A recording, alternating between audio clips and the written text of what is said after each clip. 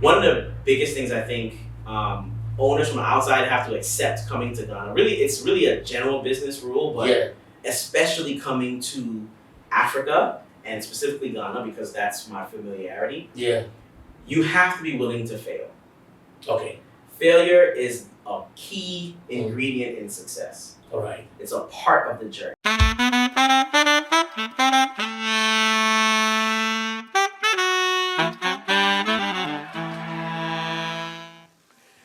Latitude 0, longitude 0. Speaking from the center of the world, Ghana. This is where we are. This is the center of Pan-Africanism. Moving black people forward, uniting us on the same platform, telling the stories that concerns us. Boom!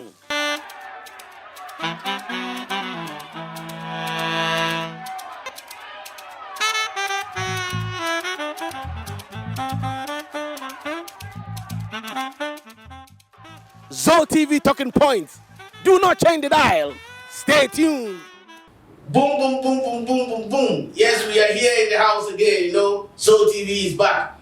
This series is going to be different. Why this series is going to be different is, we all been going around interviewing diasporans, coming to Ghana.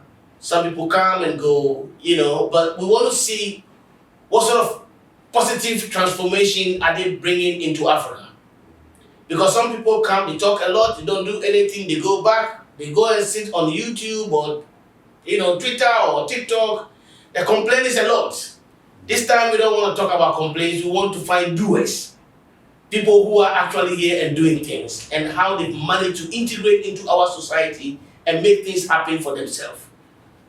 Boom, Zo TV, it's authentic, you know. This is the only channel that brings you the real story. Because we're not going to beat about the bush and trying to make it look, you know, great. So I have very handsome man in the house. I would like him to introduce himself and then we come back. All right. What's your name, please? So my name is Kerwin Richards. My name here on the continent is Echo. Echo? Yes. Echo is a fancy name? It's a fancy name, yes. Are you a fancy? Yes. So when I came, I spent most of my time in Cape Coast. Oh. Right? And that's who took me in initially when I got here. All right. And so, Thursday born. Okay. Right? So now that's officially my middle name because I didn't have a middle name prior. So that's officially my middle name. And love Cape Coast, love Elmina. I spent the first 2 weeks I was here. I spent most of it going back and forth to Elmina. So I'm gonna go back to your name again. No so problem. when you put Echo in the middle, how does your name rhyme now?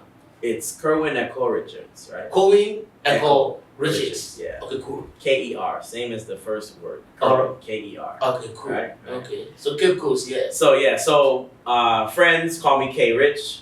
It makes it easier. I've been called a lot of different things besides Kerwin. Okay. So people read my name and they say Kenny, Kenwin, Quaid. I've gotten a lot of different names. So I'd say K Rich. That was a nickname I've had for many, many years. All right. So that's it. Okay. That's it, yeah. So Cape Coast was your first sort of place of how do you call it? Starting the whole Ghana journey. Yes. So and how long were you there? So let me let you know how it went. I got here I started a school in 2019. I was a part of a group that started a school in 2019. You started a school? The school was started in Cape Coast, in Elmina specifically. Okay. And I was doing it remotely, right? So my business partner, her and her partner, they were the ones on the ground. I was still in the States in 2019. And we had actually started funding the school. So just to back up a little bit, she was in Nigeria for 15 years. Mm-hmm. And we had the school there. Okay. And then she came to visit Ghana. And she never went. She told me, hey. And you hadn't been to Ghana or Nigeria? I had been on the continent before. All right. So she said she's going to Ghana, visit some things, check out some things we can do differently with the school, and go back to Nigeria. No problem. At the time, I had a music therapy course that I was doing with nonprofit organizations and youth who were diagnosed with any kind of mental health diagnosis. I was doing that in the States. Okay. And so she, we're going to bring that program to Nigeria. But she came here and she called me and she said she's never going back to Nigeria. She's never going back to Nigeria. She's staying in Ghana. I'm like, what? What happened? What's going on in Ghana? So I decided I wanted to come visit. Okay. And so that was 2019. 2020, I went to Trinidad, which is where my family's from. Okay, originally. Yeah. All right. Okay. So I was there, and then obviously COVID happened, right? 2020, beginning of 2020, they locked everything down. I was planning to come to Ghana in the middle of 2020, but I couldn't. So I waited till 2021, once the travel bans had lifted, Yeah. and I came to Ghana. I came here to visit the school. Okay. That was what I came to do. All right. So because the school was in The school in Elmina. Elmina. So I said, I'm gonna come for 2 weeks, visit the school, go back. That was the plan. I came for 2 weeks. Yeah. I was staying here on Oxford Street Yeah. at In a Osu. hotel in Osu, Okay. and I was traveling back and forth Okay. to Elmina. Yeah. And the 2 weeks turned to 2 months, Okay. and then I said the 2 months turned to 2 years. Wow. Yeah. So You never went back I never went back. for a period of 2 years. I never went back. So I finally went back to visit after that period. Okay. And well, there was one time after the 2 months, I actually went back and got my things Okay. All right. Cool. And then and came back Yeah. and stayed. Yeah. Yeah. What informed that decision? 2 months, and then you decide, you know what? Let me go Yeah. take my things and come back. Yeah. There must be something really that pushed you. Absolutely. So a lot of things. So in coming here, there's a couple things I didn't realize. The first thing was I call it the permission to be black. The permission Permission to be black. Which you don't need permission to be. Yeah. But you don't realize that you are seeking permission Okay. outside. Okay. And in America, we're constantly seeking permission to be To black. be black. Okay. Right? It's a thing. When you go to the workplace, you have to do what we call code switching, where you have to sound like them. You have to you have to move like them. Yeah. Blackness is frowned upon in certain spaces. Okay. Coming here, there was none of that. Yeah. And I didn't even think about it. Yeah. Right? It wasn't until I went to ShopRite, and I started hearing the music I'm hearing is African music, and I'm in ShopRite. Yeah. And it struck me first. I'm like, okay, this is different, because normally you hear elevator music or some kind of, I know what you mean. you know what I Yes. mean, normally in the States. So I'm Yeah. hearing African music. I'm like, wow, this is a major store, ShopRite. This is Yes. not, Yeah. And then I went to Frankie's, and I Mhm. heard the same Yeah. African. I'm like, wow. Yeah. And that was when it dawned on me that black is the majority. I mean, I know it, but it finally hit me. It hits you. Yeah. Yeah. And I felt like I was home.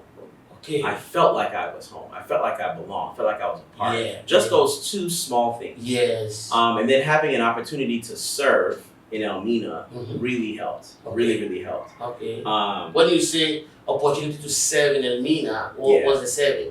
so the serving was with the young people, Okay. right? Yeah. So the school we started is called Future Leaders Inspired.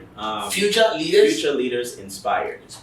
And we focus on young people, and we train them with art and technology and culture, Okay. right? They're teaching us more about culture Mhm. than us teaching them. Okay. But it's art that we share. Yeah. We share the art, and then technology, we typically are bringing the technology. Okay. So they're delivering the culture. Yeah. We are sharing the art, and then we're also bringing the tech. And those three things, we're not striving to be a school that teaches with the core subjects and all that. There's plenty of schools for that. Yeah.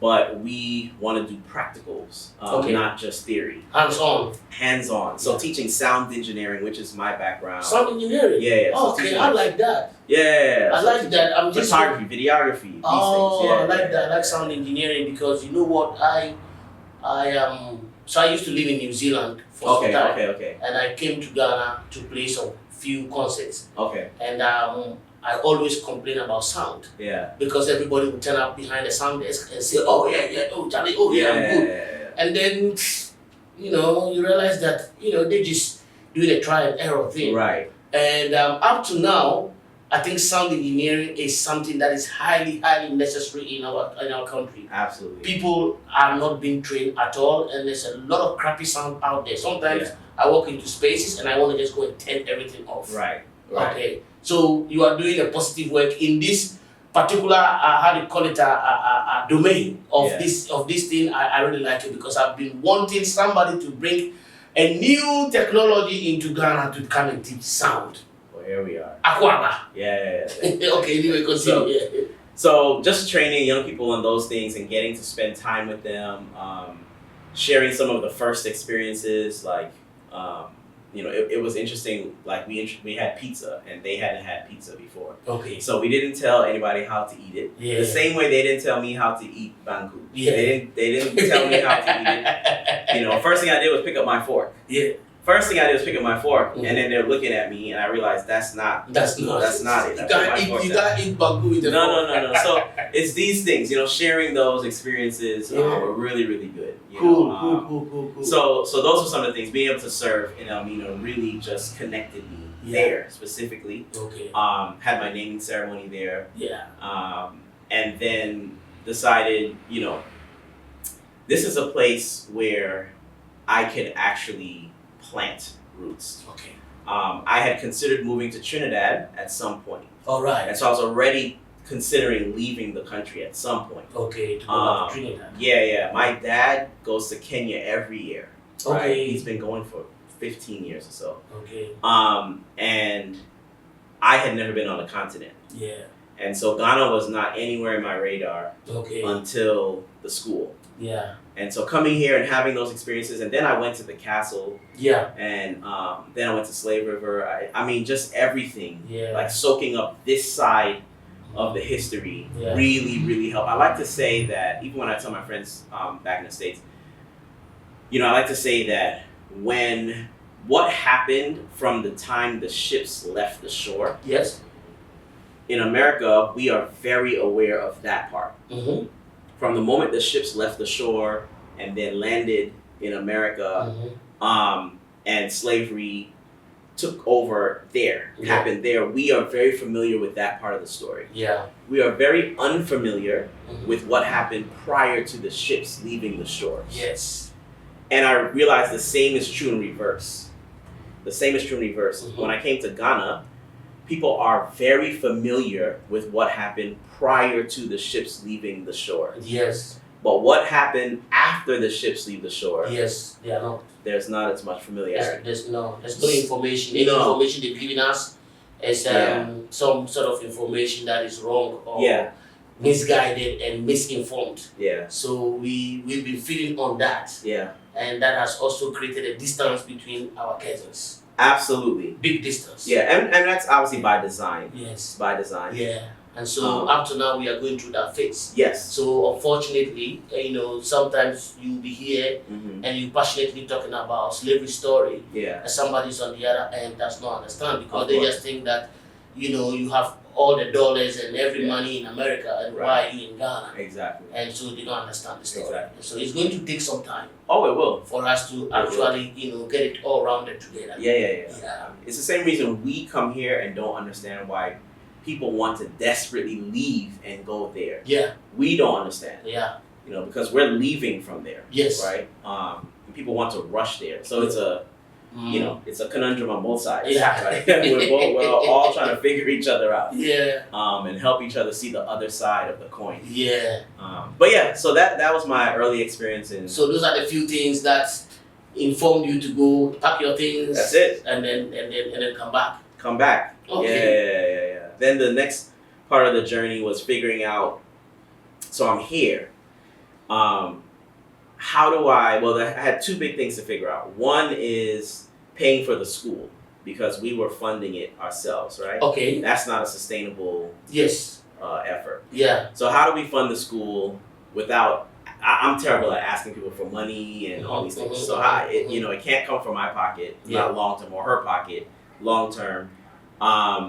And we're not gonna ask people for money. The government and all these other things asking for money. Yeah. That wasn't the plan. So how do we do that? That was one thing. The other one is how to sustain myself on the continent. Oh, right? yeah. How to generate income to sustain myself. So those were the next two big questions. And I tried several things. My background is in music and technology and hospitality. That's my background. Okay. So I tried things in each of those areas. Yeah. Right? I tried with technology at first, Okay. and then that didn't. The idea that I presented ended up being taken, and someone else wanted to do it. They ran with it, so that didn't work. Definitely in Ghana. Yeah, that was in Ghana. It happens all the time. So It's very hard to share your ideas with people. yeah, And then think that they're gonna come back positively. right. They actually run away with your ideas, and that one is common here. Yeah, I learned it. Yeah. I learned that one. And it's because our people to have lack creativity, and they can't come up with new stuff. So when you come up with something new, they think, oh wow, Right. it should have been me thinking like this, Yeah, and they don't know how to deal with it, and then they take it and then they go and mess up with it too. They don't go and do it well. Do it the thing, yeah. And it was. I mean, I would say that I don't know. I think Ghanaians are very, very creative. Okay, yeah. But I think very, very creative. I think Africans in general, but experiencing Ghanaians, I think very, very creative. However, not having the access and to some of the tools to carry out that creativity limits the ability to express that creativity. I get what you mean. You know what I mean? So Yes. therefore, when an option comes that has all the tools, Yes. it's like, oh, well, this is how you do it. Let me Yeah. just take that and do it, and I get it. Yeah. I get it. I didn't know at the time. Yeah. I know now. Yeah. I didn't know at the time. So but which yeah. technology did you start with? So I started within healthcare. That's Within good. healthcare, yeah. So Okay. that was the one. So I've done several, tech tools and apps and things like that. I Okay. do data analytics and data management Okay. and data science.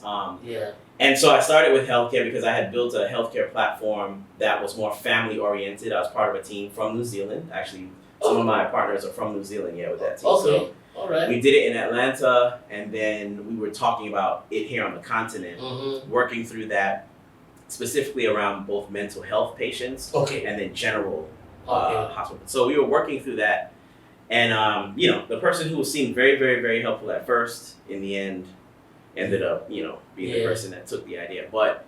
And it still hasn't been done. It still hasn't been done. That's what I'm saying. Yeah. They don't know how to execute it because it Yeah. was not part of their vision, Yeah. So that was that. So I had to move to something else. All right. And that's. But when I hang on, moved. hang Yeah, on. sure. Where do you live currently?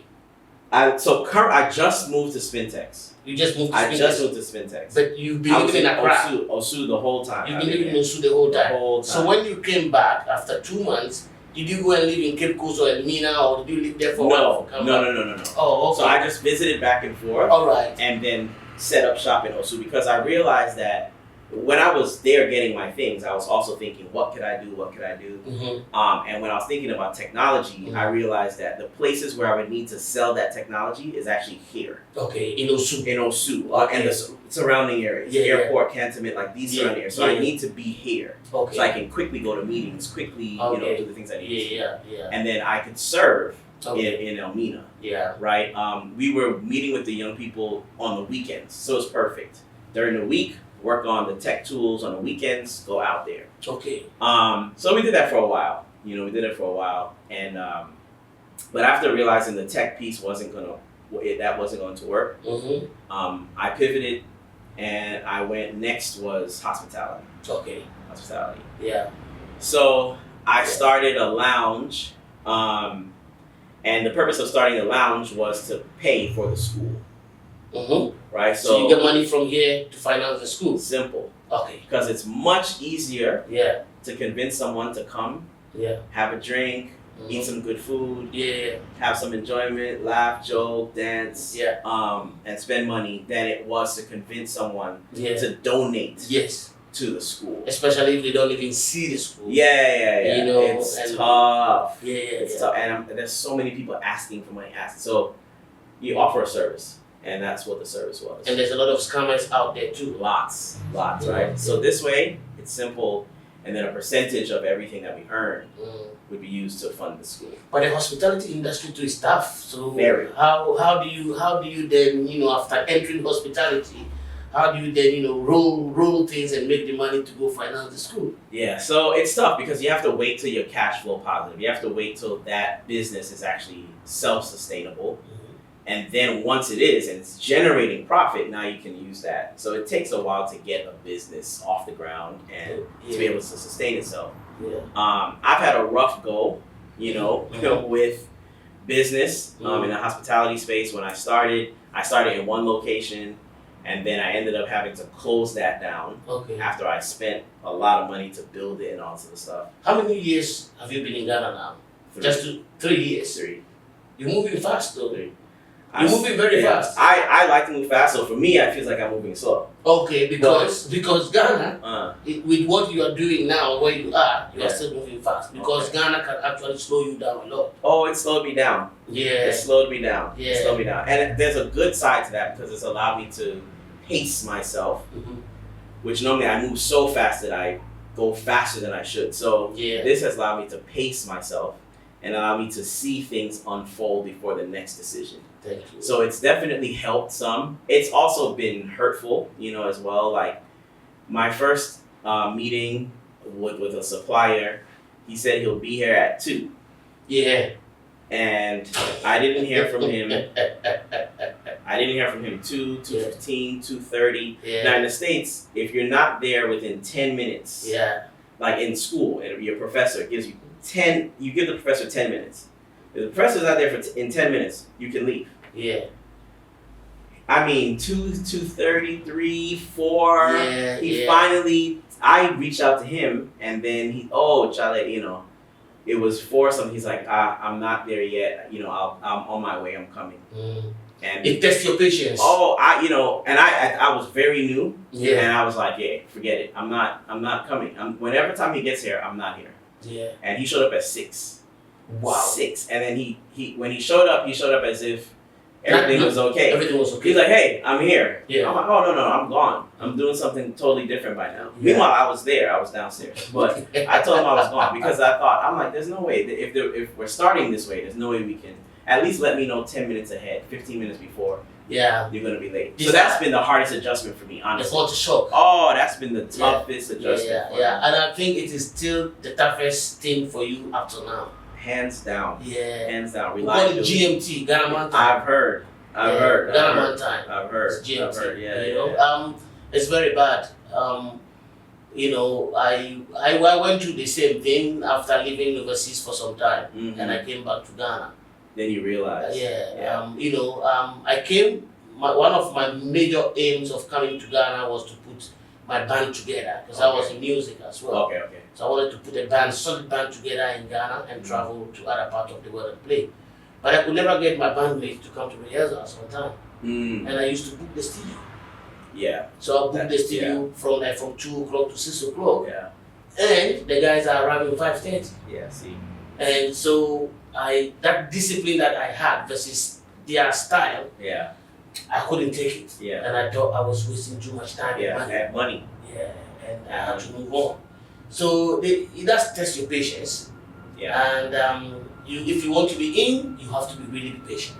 Yeah. So you have to be. I took a year. I decided my first year of business, I wasn't going to really heavily promote the business. I was just going to take my time and learn, the economy, the culture, just absorb it. Yeah. The people, like, what does Ghana expect from me? From a lounge, from me, like what does that look like? And so the first year, I had to exercise some patience. I learned a lot. Where did you open your first restaurant before you had to close down to come to Wusu? Where did you start? Yeah, so I started. I won't say the name of the place. Oh, but I started. It was still around here. It wasn't. Oh, it was still around here. Still okay, around. okay. So I started a rooftop. Started a rooftop. But it was a bad deal. All right. It was a bad business deal, and so I spent 30 days building out the space, like putting in money, building couches, chairs, bar, lighting, sound, everything that makes the place function. So I built it out in 30 days, and I had my grand opening, and then 7 days later I had my grand closing. Oh, It was grand opening. It was crazy. I just realized this is not a good deal. And I got some good information from some other Ghanaian brothers who had tried it before at the same place. And when they heard that I was there, they were like, you need to get out of there. Yeah, because it's just a bad vibe. And I was like, why? Explain it. And they started telling me, and then what they said was what I saw. Okay. and immediately I lost a lot of money, but I closed it. Alright. I closed it immediately because I would have lost more. I would have just kept losing. Yes. So I closed it, and then within 24 hours, my new location was available. Okay. That's nice. So how's your new place now? Oh, so now I love it. I Okay. love it. It's the landlord is amazing. He's a great guy. Alright. It was the perfect move. Yeah. You know, it was definitely the perfect move. So linking up with him was great. He's taught me a lot. Yeah. I've learned a lot from him. And he's a developer, so he has many buildings and contracts around Okay. in Ghana. But this particular building is his own personal building, Building. Okay, cool. and so he takes it personally, you know. Alright. And so it took us a while to kind of feel each other out and get on the right, Yeah.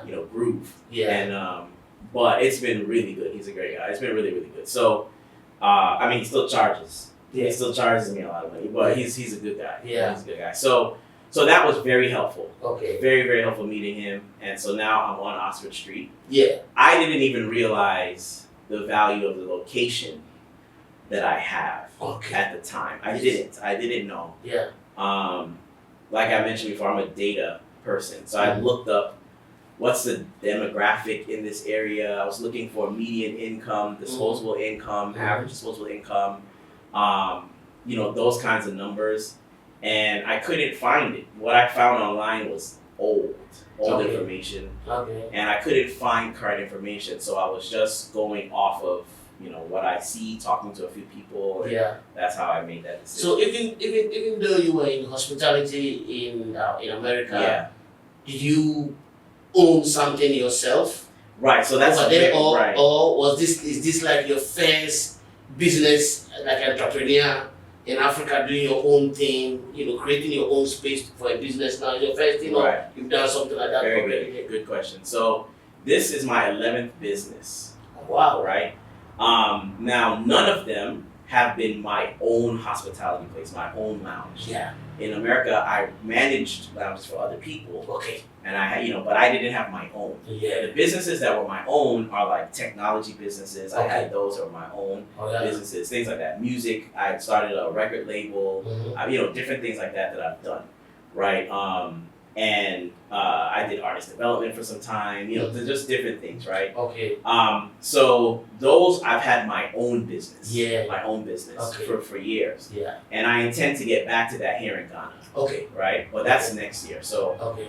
I first have to get this business stable. Stable. Yeah. Once it's stable next year, Yeah. And then you move on. we fire off in the music, which is where my heart is, and so that's where I plan to spend the bulk of my time Okay. in Ghana. All and right. the bulk of impact that I can have will be in Okay. that space. Okay. So Yeah. so you are giving yourself a how do you call it, a first test in Ghana with Yeah. this hospitality Of stuff. course. Okay, Of course. that's a good one. That's a course. good one. Of course. That's a good one because it's not easy to come to Ghana and not have no experience at all. Right. At least you have some experience in managing, Yeah. you know. Yeah. So Right. so even though it's a new thing for you, there is a backing of an experience Right. to it. Yeah. Running a lounge, yes, all those things. Running a nightclub, Yeah. I've done those things. But Okay. having like my own, Yeah. where I'm responsible for the P&L, like Yeah. I'm responsible for the financial. Yeah. That's different. That's That's it. I've done it for other businesses, but Yeah. not for a lounge. How So is how is it in Ghana? Doing that, taking care of everything and running the show. Mm-hmm. How is it? It's tough. It's tough, for a lot of reasons. The tools that I'm used to Mhm. are not available Okay, like for one reason or another. So, for Typical. example, yeah. one of the more popular POS systems, Okay. right, Yeah. is Square. It's called Square in America, Square Up. Mhm. Very popular, very efficient, manages everything for you. Even customer experiences, like a lot you can manage. It doesn't work in Ghana. It doesn't work in Africa, Okay. right? Yeah. Most of the tools, the top end tools, there's another one called Toast. It doesn't work here. Yeah. Most of the top end tools, if it has any module that's connected to payments, Mhm. payments in Africa are just they don't work. Like we realize that it's easier to send money to Ghana, but sending money from Ghana outside is very difficult. Very, very difficult. Okay. Very difficult. All right. Right? Okay. So because the Western world doesn't trust Africa.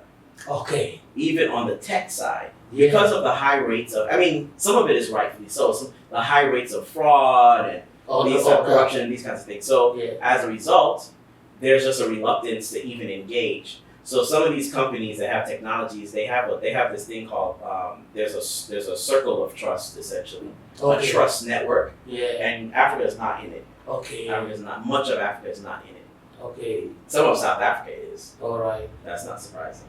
But much of Africa is not in it. So as a result, it becomes difficult. It becomes difficult to, to get moving as quickly as I would like to move and do the things I'm used to doing. So now you have to build your own. And because I have a background in tech, I was able to build some of my own. But then also integrate with what the tools that are on the continent, because there are tools. There are plenty of tools. And then the other thing is like Ghanaians like paper. They like paper. Paper. Okay. They like to write this down, write that down. The logs of transactions for the day is in this big book. I'm like, man, this and paper is like my enemy. I'm like, move me away from paper. Technology, because I can't. If that paper gets wet, I've lost the history of what I'm doing. So you are like, maybe 50 years ahead of time, and they are like, somewhere else. It's tough. I mean, some people like it. It makes it hard. Everyone is not ready to accept technology completely. But again, those are the things that slows the process down, which allows you to appreciate certain things and adjust it. So so there's give and take. There's give and take. But those are the things that have made it hard for me. So I've had to adjust to the Ghanaian way of doing a lot of things. But some I'm not adjusting. Like I'm going to push it forward. Like for me, I'm going to push things forward so that I hold myself and my staff and my team to a certain standard. How is the working culture, the working attitude from workers and all that? Versus your experience and where you are coming from. And that part's tough.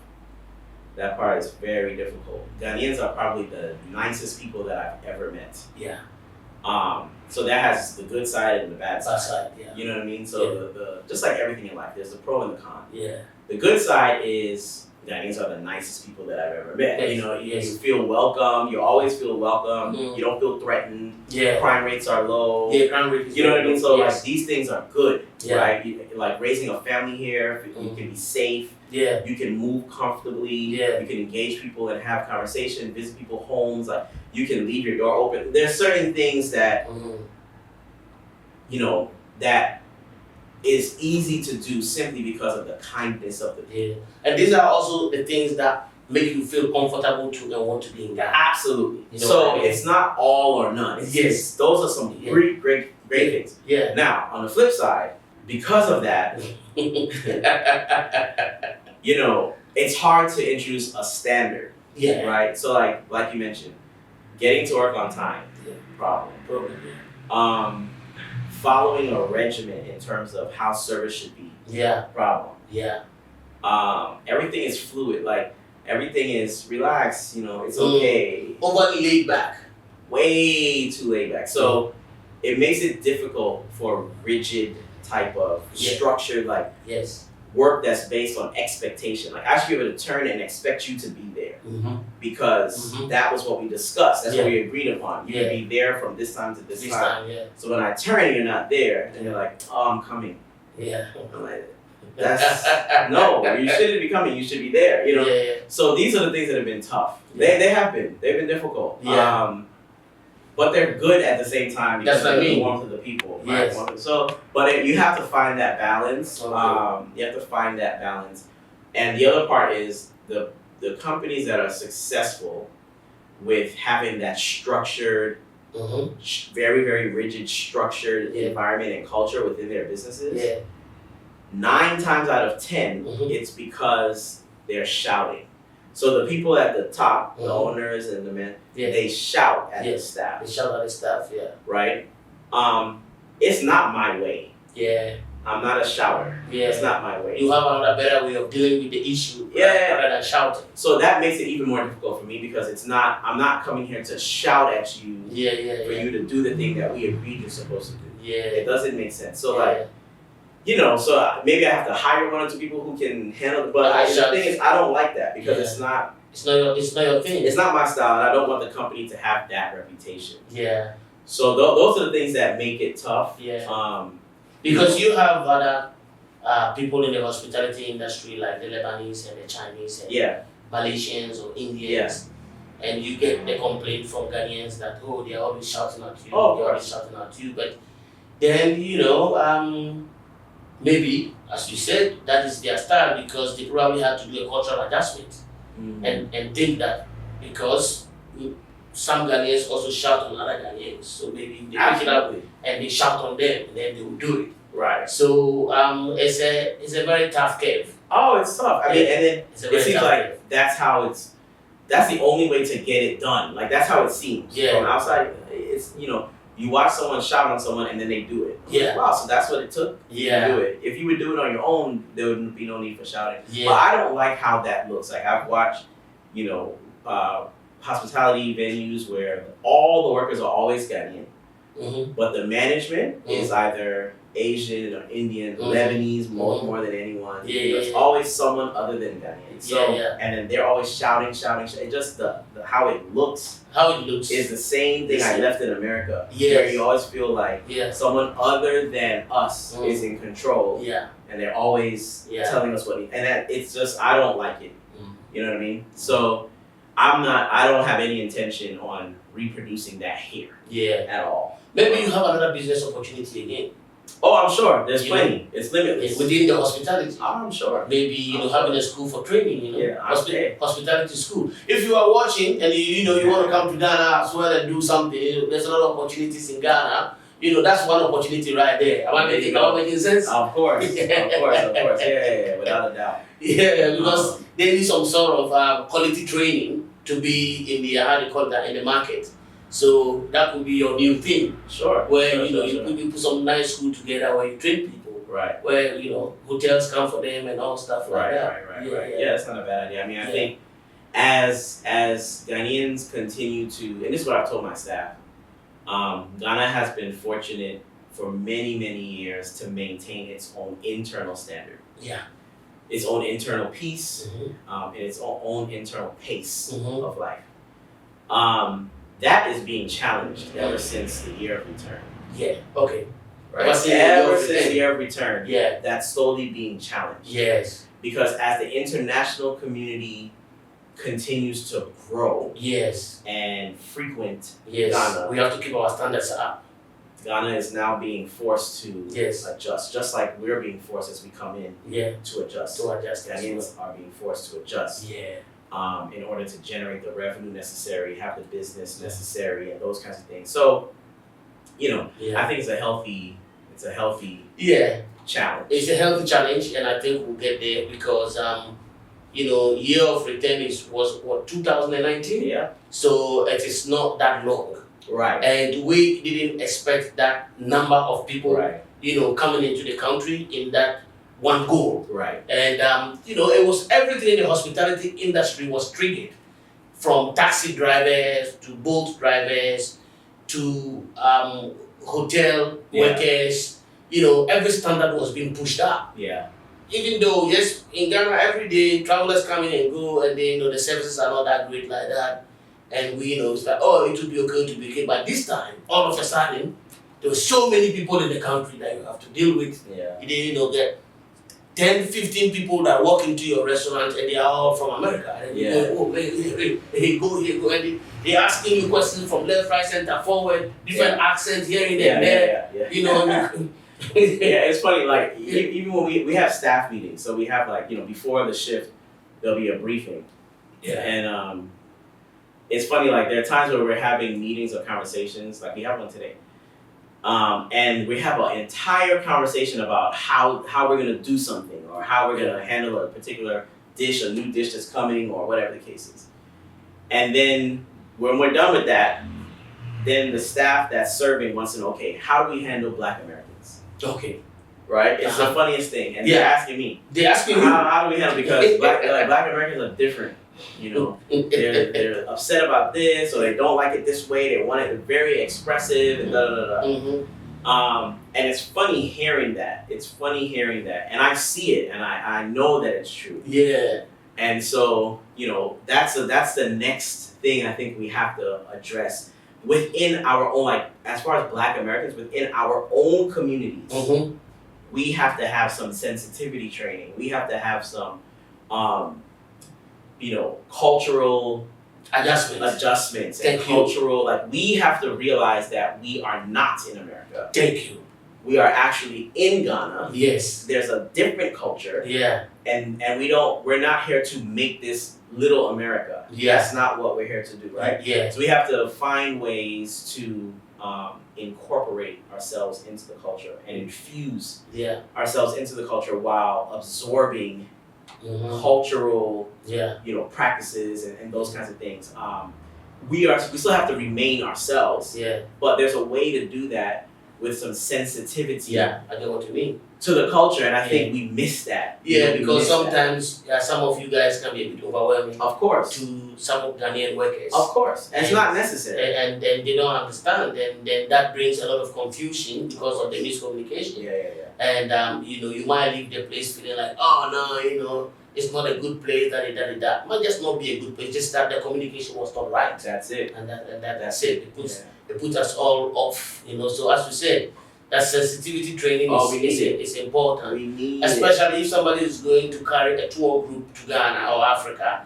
They need to culturally sensitize those people who will be coming to really tune in and understand that they are not bringing America in their pocket to Ghana. Absolutely. Well said. Absolutely. And that's the thing. I think we have some time. We have some time to go before we can really do that. But we've been hurting ourselves on the continent. We've been hurting ourselves in Ghana, creating a reputation that is not necessary. It's not necessary for the peace to exist. We're coming home. We're coming home to see our cousins, and we're misbehaving. Yeah. Well, you know. So what's your best food there?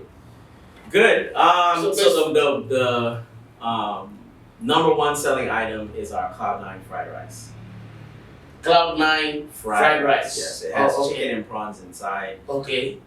People love it. Right. Love it. People come from wherever. Okay. To get the Cloud9 fried rice. Number two is the wings. Okay. Chicken wings. Yes, wings. Okay. And that's because we have the nightlife, so the wings just sell. Okay. Right? Wings sell. Yeah. I have a really, really good chef. My executive chef is really, really good. Chef nice Marcel. Okay. And so he's the reason why, you know, like, we don't use Maggi. Thank you. We don't use Maggi. Yeah. For health reasons. So your place is not just a commercial place trying to just make money, but there is a holistic. Absolutely. A holistic look to it. Absolutely. Health reasons to it. Yes. So that's why people should come and eat. Definitely. I get what you mean. Definitely. So, and that's why, like, a simple thing like the fried rice tastes different. Right. Because everyone is used to this money and yeah. So it immediately tastes different. The third, probably most popular dish is our salmon. Okay. Because it's moist and it's really good, right? Which is hard to find at home.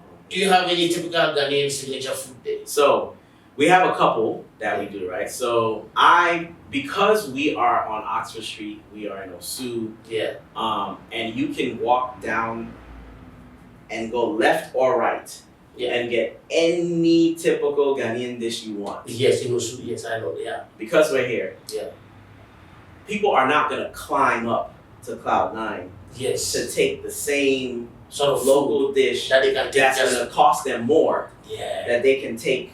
Okay. On them. So yeah. I've limited the menu for that reason. Okay. Because I want when people climb up, they have a different take. They're tasting something different. So what I've told the chef is, when he can make a local dish, have something unique about it, then we'll put it on the menu. Yeah. So we have some sort of something unique selling proposition. Something. Yeah. So we have jollof on the menu. All right. Right. Okay. We also have wache on the menu. Okay. Right, but our wache is very different. Okay. So the local Ghanaian community, you know, they have a lot of things to say about the wache. Oh, okay. The portion is too small. What kind of wache is this? Yeah. This is, you know. Because you know. They have wache everywhere. Yeah. Okay, so, but then the international community who wants a taste of wache, they come in Yeah. and they love it Yeah. simply because it blends Yeah. the local flavors Yeah. with the presentation that's international. Okay. And so it's a good way to bridge, Yeah. to, you know, enter them into Okay. the culture. Nice one. Let's go into some figures, but you don't have to give me like straight on Yeah, figures. sure. But a lot of people in your age group. Yeah. I don't know how old you are, Uh-huh. but I don't know. You're not too old either, and you're not too young either. So I say in the middle age there, Okay, sure, yeah. Most people of your age group are the very people in America or some parts of the world who are also wanting to move to Ghana. Yes. And it seems like you've done your transition so, I would say, so smooth, even though it has challenges. Yeah. But you cannot do this transition too without not having some sort of amount of money. Oh, absolutely. So somebody might be watching us saying that, oh, you know what, I want to go to Ghana as well and set up a business and this and blah, blah, blah, blah, blah. Sure. Overall, with what you've done so far, how much money do you think that an average person like this wanting to come to Ghana and to want to set up a business and to keep it going, how much money do they need? Okay, very good. So that's two different things. I'll start with what the average person needs to come to Ghana to live. Yeah. So one of the biggest mistakes that I think we've made, specifically like Black American community coming in or foreigners coming in from America specifically, is that we get here and there's no plan. Like we just came. Okay. You know? And there isn't a plan. JJD, Johnny just dropped. Just drop. That's it. So there's no plan for sustainability. Yeah. And that's a big mistake. You know, you have to have you have to have revenues and money coming in from somewhere. Yeah. In order to live in Ghana. Because what the average, and I'll speak for Americans because that's what I know. The average American coming to Ghana will not be able to get a job. Yeah. In Ghana. Okay. They can't come to Ghana to get a job. Yeah. No way. Because the same thing that person makes in a month is what they'll be quoted for their annual salary here. And they will lose their mind. Yeah. So they cannot come here looking for a job. Yeah. Mistake number one. Yeah. Okay. Only thing you can do is come to be an owner, which requires you to already have some money to invest. Yes. Right? Outside of your money to live. Yeah. The other way you can come is there's two other ways to come: as a retiree. Okay. Who's getting pension from somewhere and you're getting your social security. Yeah. And that money's coming because that money can go a long way in Ghana. Yes. You can live very, very well on American social security and pension. Yeah. The third way is you have a job where you can work remotely. And that is what I recommend. Okay. The world has changed, especially since COVID. Yeah. You can work anywhere. Yeah. Right? Yeah. You can work from anywhere. So most companies facilitate that. Yeah. All you really need is a minimum wage job in America. Minimum wage. Yeah. And that's around $15 an hour. Which is minimum wage there. Yeah. In most places. So if you're making that minimum wage, which means you're making about $30,000 a year, you can come to Ghana and be perfectly fine. Yeah. So whether that's a call center job, help desk support center job, in America, those are some of the entry-level basic jobs. And that wage that you make in America is not a livable wage because you can't actually survive in America from that wage. You cannot. Yeah. But if you come here, yes, because the cost is much, much higher. Yeah. But you come here and you can actually live on that wage. Yeah. So that's the first thing. Okay. That's what I would say. Okay. The average person coming here needs to have a minimum wage job that they can work remotely they'll be fine. All they'll right. be able to make. I like that. Having a minimum wage job that you can work remotely. Yeah. That I think is one That's of the the key. I think that's one of the smartest moves. That's the key. Thumbs up to Brother Eko, man. You know, he's opening the door, man. He's giving you guys the code. It's a big code, man. You can't get this from a lot of people, but you know, think about it. Because everything in Ghana is a bit cheaper than America. Yes. So if you can work remotely, you are winning. You're winning. You're Yeah. winning. Just as an example, Okay. what I spent in 2 months in Uber. Yeah. Going back, I was doing everything in Uber. Okay.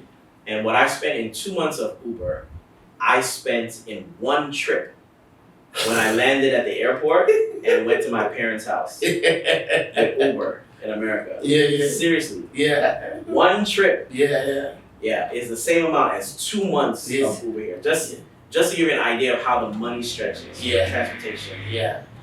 So Yeah. that's what I would say. So that's one flip. That's one piece. But one piece. But if you want to become an owner, Now that's different. that's a different story. Yes. Okay. You have to have money to invest. Yeah. So you have to accept some things about business. So one of the biggest things I think owners from outside have to accept coming to Ghana. It's really a general business rule, but Yeah. especially coming to Africa and specifically Ghana because that's my familiarity. Yeah. You have to be willing to fail. Okay. Failure is a key ingredient in success. All right. It's a part of the journey. Okay. And as long as you're not afraid of that, you will try the things you need to try. Yeah. You'll be able to change and pivot and learn Yeah. as quickly as you need to here. Now, what that also means is that you have to have enough money to start, fail, start again, fail, start again, and then succeed. Yeah. Some people may do it the first time. Some people may take 7 times. Do you think a lot of Black Americans have this tenacity? I think so. You think so? I think so. I just don't think we come in with that expectation. Okay. So because we don't have the expectation, the tenacity doesn't show itself, All right. right? Because we expect to come in and just win, Yeah. you know? Okay. Come in and win. Yes. And So when it hits you on the other you're side, like, whoa, this is not supposed to be this difficult. yeah. So then now you're like, wait, I wasn't supposed to lose, and what's all this? Yeah. And that's the part that I feel we have to be prepared for. Okay. That's the part. So Yeah. with that said, it depends on the business you're starting. You know, here in Ghana, there are 2 ways to get started with your own business, Okay. right? As a Black American, you come here, anyone from outside, you have to put in a certain amount in the bank Okay. to be able to start your own business. Yeah. Or you have to hire a Ghanaian and give them a percentage of ownership of the business. All right. Those are the rules. Okay. Very difficult to hire a Ghanaian. That's like me telling you you're starting a business and you have to hire a Black American Yes. in your business and give them a percentage of ownership in your business Yeah. so you can start. Okay. That's hard because you have to first trust the person Yes. and you don't know anyone. And so how are you gonna pick the person to trust Exactly. randomly?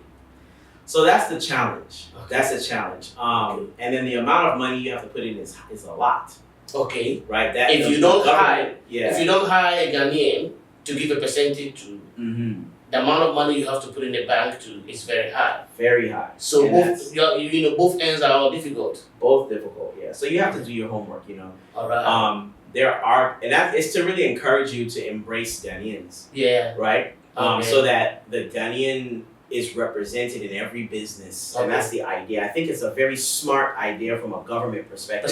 Yeah. But Very smart. does it change to when you, because then you are American, because you are using American passport and everything. Does it change when you become a citizen and you become Ghanaian? Yeah. So then, when you're Ghanaian, yes, that guideline changes because you're a Ghanaian You're now. Ghanaian now, so you don't need any You don't Ghanaian need to. anybody else. So you can come in and wait for that. Okay. Which is also not an easy wait. That's not an easy wait because you don't know when that's coming. Yeah. Right? It's supposed to be 10 years minimum, Yeah. unless Yeah. we have a situation like now where the president is doing Yeah. that. So, which seems to be every 4 years at this point, Yeah. right? But without that, you're waiting 10 years minimum Yes, to get citizenship. to get citizen to apply, Yeah, to apply. and you may not even get it, right? Yeah. So that's the thing. I mean, you have to come in knowing what those criteria are and what you can do. Yeah. And you have to be careful. You have to be careful because you set up a business and someone will just. You have to be present too. That's the other thing. Okay. As a business owner in Ghana. Yeah, you have to be present. You have to be present. Yeah. You can't start a business and go over there Mm-hmm. and tell someone to just run it for you. Yeah. You'll come back and that whole business will be Gone. gone. They would have taken the money and they may have tried to run the business, but it's different. It's not their vision. No, yes, exactly. When it's not your vision. vision, not your money, not your resources. Yeah. Very few people have the discipline Okay. to do what is necessary to make that business successful. And it's not their own vision. Thank you. It's not. It's very few people. It can be done, and there's people who can do it, but it's not likely. Yeah. Thank you very much, my man. Hey, I appreciate it. So far you've been having fun in Ghana. Yeah, Ghana's nice. Yeah. So on the scale of 1 to 10, even though Ghana is your first African country, right? Sure. From a scale of 1 to 10, Yeah. where would you put Ghana? In terms of what you've been doing and everything and the struggle and everything. So that other people can think or will be wanting to actually be part. Our cousins can come back and be part of us. Yeah. Where would you place Ghana? Okay, so I would say I would put Ghana at a strong 7. Strong 7, yeah. Here's why. Okay. Ghana has the potential. Okay. Ghana has the potential. Yeah. Ghana is no longer a secret, Yeah. right? Mm-hmm. The international community is seeing Ghana. Yeah. Ghana is now a preferred travel destination. Yeah. Because of Dirty December, it's now the place where people want to come. Yes. And